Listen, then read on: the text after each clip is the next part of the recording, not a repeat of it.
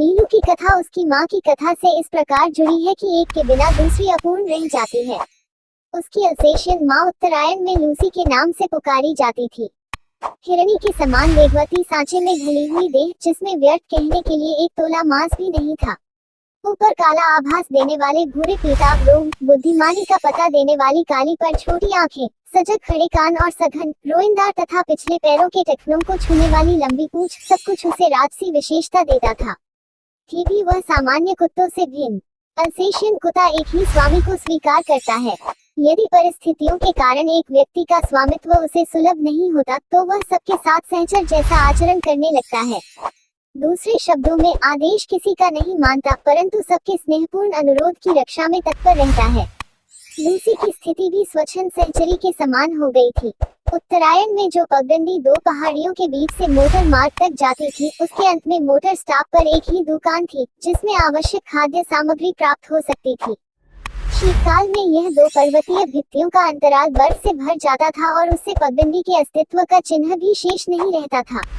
तब दुकान तक पहुंचने में असमर्थ उत्तरायण के निवासी लूसी के गले में रुपये और सामग्री की सूची के साथ एक बड़ा अंगोछा या चादर बांधकर उससे सामान लाने का अनुरोध करते थे। वंश परंपरा से बर्फ में मार्ग बना लेने की सहज चेतना के कारण वह सारे व्यवधान पार कर दुकान तक पहुंच जाती। दुकानदार उसके गले से कपड़ा खोलकर रुपया, सूची आदि लेने के उपरांत सामान की गठरी उसके गले या पीठ से बांध देता और लूसी सारे बोझ के साथ बर्फीला मार्ग पार करती हुई सकुशल लौट आती। किसी दिन उसे कई बार आना जाना पड़ता था। कभी चीनी मंगवाई और चाय रह गई, कभी आटा याद रहा और आलू भूल गए, पर लूसी को मंगवाने वालों के लक्कड़पन से कोई शिकायत कभी नहीं रही। गले में कपड़ा बांधते ही वह तीर की तरह दुकान की दिशा में चल देती। उसकी तत्परता के कारण मंगाने वालों में भूलने की प्रवृत्ति बढ़ती ही थी। एक दिन किसी अधिक ऊंचाई पर बसे पर्वतीय ग्राम से बर्फ में भटकता हुआ एक भूतिया कुत्ता दुकान पर आ गया और लूसी से उसकी मैत्री हो गई। उन दोनों में आकृति की वही भिन्नता थी, जो एक तराशी हुई सुडौल मूर्ति और अंगड़ शिलाखंड में होती है, परंतु दुर्दिन के साथी होने के कारण वे सहचर हो गए। उन्हीं सर्दियों में लूसी ने दो बच्चों को जन्म देकर अपनी वंश वृद्धि की, किंतु उनमें से एक तो शीत के कारण मर गया और दूसरा अपनी ही जीवन ऊष्मा के बल पर उस ठिठुराने वाले परिवेश से जूझने लगा। शीत ऋतु में प्रायः लकड़बग्घे ऊंचे पर्वतीय अंचल से नीचे उतर आते हैं और बर्फ में भटकते हुए मिल जाते हैं। वैसे तो यह हिंसक जीव कुत्ते से कुछ ही बड़ा होता है, परंतु कुत्ता इसका प्रिय खाद्य होने के कारण रक्षणीय की स्थिति में आ जाता है। सामान्य कुत्ते तो लकड़बग्घे को देखते ही स्तब्ध और निर्जीव से हो जाते हैं, अतः उन्हें घसीट ले जाने में इसे कोई प्रयास ही नहीं करना पड़ता। असामान्य भूतिए या अल्सेशियन कुत्ते उससे संघर्ष करते हैं अवश्य, परंतु अंत पराजित ही होते हैं। 4-5 दिन के बच्चों को छोड़कर लूसी फिर दुकान तक आने जाने लगी थी। एक संध्या के झुटपुटे में लूसी ऐसी गई कि फिर लौट ही नहीं सकी। बर्फ के दिनों में सांझ ही से सघन अंधकार घिर आता है और हवा ऐसी तुषार बोझिल हो जाती है कि गंध भी वहन नहीं कर पाती। इसी से प्रायः शीतकाल में घ्राण शक्ति के कुछ कुंठित हो जाने के कारण कुत्ते लकड़बग्घे के आने की गंध पाने में असमर्थ रहते हैं और उसके अनायास आहार बन जाते हैं। सवेरे बर्फ पर कई बड़े छोटे पंजों के तथा आगे पीछे घसीटने घिसटने के चिन्ह देखकर निश्चय हो गया कि लूसी ने बहुत संघर्ष के उपरांत ही प्राण दिए होंगे। बर्फ पर रक्त के पनीले धब्बे ऐसे लगते थे मानो किसी बालक की ड्राइंग पुस्तिका के सफेद पृष्ठ पर लाल स्याही की दावात उलट गई हो। लूसी के लिए सभी रोए, परंतु जिसे सबसे अधिक रोना चाहिए था, वह बच्चा तो कुछ जानता ही न था। एक दिन पहले उसकी आंखें खुली थी, अतः माँ से अधिक वह दूध के अभाव में शोर मचाने लगा। दुग्ध चूर्ण से दूध बनाकर उसे पिलाया, पर रजाई में भी वह माँ के पेट की उष्णता खोजता और न पाने पर रोता चिल्लाता रहा। अंत में हमने उसे कोमल ऊन और अधबुने स्वेटर की डलिया में रख दिया, जहाँ वह माँ के सामीप्य सुख के भ्रम में सो गया। डलिया में वह ऊन की गेंद जैसा ही लगता था। आने के समय उसे अपने साथ प्रयाग लाना पड़ा। बड़े होने पर देखा कि वह अपनी माँ के समान ही विशिष्ट है। भूतिए बाप और अल्सेशियन माँ के रूप रंग ने उसे जो वर्ण संकरता दी थी, उसके कारण न वह अल्सेशियन था न भूतिया। रोमों के भूरे, पीले और काले रंगों के सम्मिश्रण से जो रंग बना था, वह एक विशेष प्रकार का धूपछाई हो गया था। धूप पड़ने पर एक की झलक मिलती थी, छांव में दूसरे की और दिन के उजाले में तीसरे की। कानों की चौड़ाई और नुकीलेपन में भी कुछ नवीनता थी। सिर ऊपर की और अन्य कुत्तों के सिर से बड़ा और चौड़ा था और नीचे लंबोतरा, पर सुडौल। पूंछ अल्सेशियन कुत्तों की पूंछ के समान सघन रोमों से युक्त पर ऊपर की ओर मुड़ी कुंडलीदार थी। पैर अल्सेशियन कुत्ते के पैरों के समान लंबे पर पंजे भूतिए के समान मजबूत, चौड़े और मुड़े हुए नाखूनों से युक्त थे। शरीर के ऊपर का भाग चौड़ा पर नीचे का पतले पेट के कारण हल्का और तीव्र गति का सहायक था। आंखें न काली थी, न भूरी और न कंजी। गोल और काली कोर वाली आंखों का रंग शहद के रंग के समान था, जो धूप में तरल सुनहला हो जाता था और छाया में जमे हुए मधु सा पारदर्शी लगता था। आकृति की विशेषता के साथ उसके बल और स्वभाव में भी विशेषता थी। ऊंची दीवार को भी वह एक छलांग में पार कर लेता था। भले का स्वर इतना भारी, मंद और गूंजने वाला था कि रात्रि में उसका एक बार भौंकना भी वातावरण की स्तब्धता को कंपित कर देता था।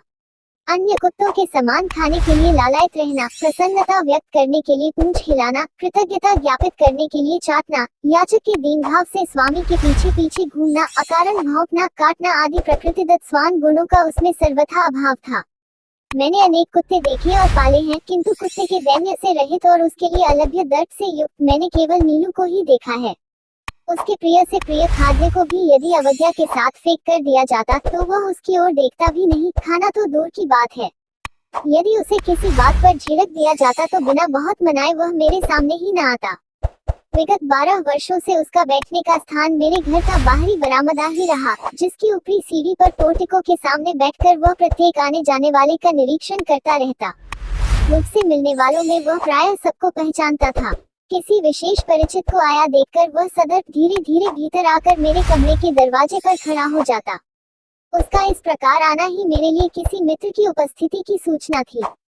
मुझसे आ रही हूँ सुनने के उपरांत वह पुनः बाहर अपने निश्चित स्थान पर जा बैठता। न जाने किस सहज चेतना से वह अपरिचित या असमय आए व्यक्ति को जान लेता था, तब नितांत निरपेक्ष और उदासीन भाव से उसकी घंटी बजाना, नौकर का आकर समाचार ले जाना आदि देखता रहता। कुत्ते भाषा नहीं जानते, ध्वनि पहचानते हैं। नीलू का ध्वनि ज्ञान इतना विस्तृत और गहरा था कि उससे कुछ कहना भाषा जानने वाले मनुष्य से बात करने के समान हो जाता था। बाहर या रास्ते में घूमते हुए यदि कोई उससे कह देता, गुरुजी तुम्हें ढूंढ रही थी नीलू, तो वह विद्युत गति से चहारदीवारी कूदकर मेरे कमरे के सामने आदेश की प्रतीक्षा में आकर खड़ा हो जाता। फिर कोई काम नहीं है, जाओ कहने के पहले वह मूर्तिवत एक स्थिति में ही खड़ा रह जाता। कभी कभी मैं किसी कार्य में व्यस्त होने के कारण उसकी उपस्थिति जान ही नहीं पाती और उसे बहुत समय तक बिना हिले डुले खड़ा रहना पड़ता। हिंसक और क्रोधी भूतिए बाप और आखिर प्रिय अल्सेशियन माँ से जन्म पाकर भी उसमें हिंसा प्रवृत्ति का कोई चिन्ह नहीं था। 13 वर्ष के दीर्घ जीवन में भी उसे किसी पशु पक्षी पर झपटते या मारते नहीं देखा गया। उसका यह स्वभाव मेरे लिए ही नहीं, सब देखने वालों के लिए आश्चर्य की घटना थी। मेरे बंगले के रोशनदानों में प्रायः गौरैया तिनकों से घोंसला बना लेती है। मुझे उनके परिश्रम पूर्वक बनाए हुए घोंसले उजाड़ना अच्छा नहीं लगता, अतः कालांतर में उनमें अंडों और पक्षी शावकों की सृष्टि बस जाती है। कुछ अंकुर जैसे पंख निकलते ही वे पक्षी शावक उड़ने के असफल प्रयास में रोशनदानों से नीचे गिरने लगते हैं। इन दिनों नीलू उनके सतर्क पहरेदार का कर्तव्य संभाल लेता था। उसके भय से कोई भी कुत्ता बिल्ली उन नादान उड़ने गिरने वालों को हानि पहुंचाने का साहस नहीं कर पाता था। कभी कभी बहुत छोटे पक्षी शावकों को पुनः घोंसले में रखवाने के लिए वह उन्हें हौले से मुख में दबाकर मेरे पास ले आता था। जब तक रोशनदान में सीढ़ी लगवाकर मैं उस बच्चे को घोंसले में पहुंचाने की व्यवस्था न कर लेती, तब तक वह या तो बड़ी कोमलता से उसे दबाए खड़ा रहता था या मेरे हाथ में देकर प्रतीक्षा की मुद्रा में देखता रहता। सवेरे नियमानुसार जब मैं मोर, खरगोश आदि को दाना देने निकलती, तब वह चाहे जाड़ा हो चाहे बरसात मुझे दरवाजे पर ही मिलता और मेरे साथ साथ घूमता। पक्षियों के कक्ष में 2 फुट ऊंची दीवार पर जाली लगी हुई है। नीलू दीवार पर दोनों पंजे रखकर खड़ा हो जाता और अपनी गोल आंखें घुमाकर प्रत्येक कक्ष और उसमें रहने वालों का निरीक्षण परीक्षण करता रहता। उससे इस नियम में कभी व्यतिक्रम नहीं पड़ा। उसका रात का कर्तव्य भी स्वेच्छा स्वीकृत और निश्चित था। सबके सो जाने पर वह गर्मियों में बाहर लॉन पर और सर्दियों में बरामदे में तख्त पर बैठकर पहरेदारी का कार्य करता। रात में कई बार वह पूरे कंपाउंड का और पशु पक्षियों के घर का चक्कर लगाता रहता। रात चाहे उजाली हो, चाहे बादल गरज रहे हो, चाहे आंधी चल रही हो, उसके चक्कर को विराम नहीं था। रात के सन्नाटे में उसके मंद गंभीर स्वर से ही हम अनुमान लगा पाते थे कि वह किस कोने में पहरा दे रहा है। खरगोश धरती के भीतर सुरंग जैसे लंबे और दोनों ओर द्वार वाले बिल खोद लेते हैं। एक रात मेरे खरगोश बिल खोदते खोदते पड़ोस के दूसरे कंपाउंड में जा निकले और उनमें से कई जो इस अभियान में अगुआ थे जंगली बिल्ली द्वारा क्षत विक्षत कर दिए गए। सुरंग से बाहर जाने वालों का जो हाल होता है उससे भीतर रहने वाले अनजान रहते हैं, अतः एक के पीछे एक निकलते हुए खरगोशों में सभी को माजारी या श्रृगाल का आहार बन जाना पड़ता। किंतु उनके सौभाग्य से पहले के नित्य क्रम में घूमते हुए नीलू ने संभवतः पत्तियों की सरसराहट से सजग होकर चहारदीवारी के पार देखा होगा और शीत की कोहराच्छिन रात की मलिन चांदनी में भी उसने खरगोशों के संकट को पहचान लिया होगा। उसके कूदकर दूसरी ओर पहुंचते ही बिल्ला तो भाग गया, परंतु खरगोशों को बाहर निकलने से रोकने के लिए वह रात भर ओस से भीगता हुआ सुरंग के द्वार पर खड़ा रहा। यह परोपकार नीलू के लिए बहुत महंगा पड़ा, क्योंकि उसे सर्दी लगने से न्यूमोनिया हो गया और कई दिनों तक इंजेक्शन, दवा आदि का कष्ट झेलना पड़ा। वैसे वह शांत भाव से कड़वी दवा भी पी लेता था और सुई भी लगवा लेता था। एक बार जब मोटर दुर्घटना में आहत हो मुझे मार्ग से ही अस्पताल जाना पड़ा, तब संध्या तक मेरी प्रतीक्षा करके और कपड़े, चादर, कंबल आदि सामान अस्पताल में ले जाने वालों की हड़बड़ी देखकर उसकी सहज चेतना ने किसी अनिष्ट का आभास पा लिया। जो भी उस संध्या को मेरे बंगले पर पहुंचा, वह नीलू की विषादमयी निश्चेष मुद्रा देखकर विस्मित हुए बिना नहीं रहा। जब 3 दिन तक उसने न कुछ खाया न पिया, तब डॉक्टर से अनुमति लेकर उसे अस्पताल लाया गया। पट्टियों के घटाटोप में मुझे अच्छी तरह देखने के लिए वह पलंग के चारों ओर घूमने लगा और फिर आश्वस्त होकर प्रेरी की चिरपरिचित मुद्रा में मेरे पलंग के नीचे जा बैठा।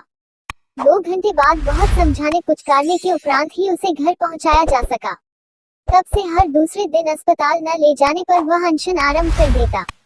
इस प्रकार अस्पताल में भी वह नियमित रूप से मिलने आने वालों में गिना जाने लगा और डॉक्टर, नर्सें सब उससे परिचित हो गए। नीलू को 14 वर्ष का जीवन मिला था और जन्म से मृत्यु के क्षण तक वह मेरे पास ही रहा, अतः उससे संबद्ध घटनाओं और संस्मरणों की संख्या बहुत अधिक है। कुत्तों में वह केवल कजली के सामीप्य से ही प्रसन्न रहता था, परंतु कजली और बादल एक क्षण के लिए भी एक दूसरे से अलग नहीं रह सकते थे। परिणामतः नीलू बेचारा एकाकी ही रहा। जीवन के सामान उसकी मृत्यु भी दैन्य से रहित थी।